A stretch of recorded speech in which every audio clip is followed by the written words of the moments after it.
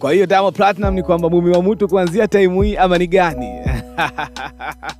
Bwana, stories zimekuwa mingi sana, lakini kupitia akaunti rasmi ya msanii Diamond Platnumz amethibitisha kwamba yeye ni miongoni mwa watu ambao kitambo ashaoa, na story ni ndefu sana, na ameahidi raia itafika time kuna siku ataweza kuizungumzia vizuri kabisa hiyo story. Anasema miongoni mwa vitu ambavyo nimejifunza ni ukomavu wa kukaa kimya.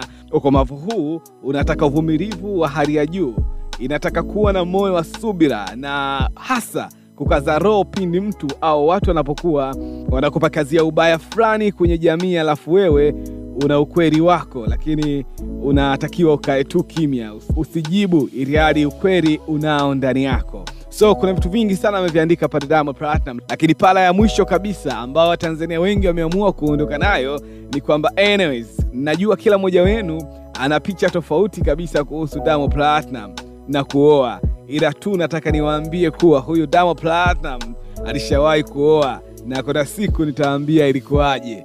So mimi ni miongoni mwa watu ambao nasikilizia hiyo siku niambie ilikuwaje, lakini kwa kile ambacho amekiandika na ile picha ambayo ameweza kupost katika akaunti yake ya IG na baadhi ya watu wake wa karibu kuweza kuliposti na kumpongeza kwa kuoa, ni jibu moja kwamba Diamond ameoa ama Diamond hajaoa.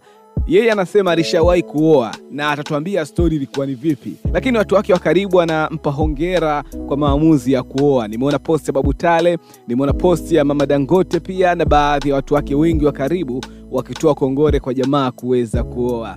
Mimi ninachoamini ni kitu kimoja, inawezekana jamaa kweli shavuta chuma, lakini kuna namna fulani anataka kuwaambia watu kwamba onshaoa, na ameamua kuililizi mwenyewe kwa mara ya kwanza kwa sababu alikuwa na uwezo wa kualika vyombo vya habari, alikuwa na uwezo wa kutumia media house yake na vitu kama hizo. Huenda ameamua kufanya jambo la siri kidogo, lakini tusikilizie nini hasa kipo nyuma pazia kuhusu hii kitu.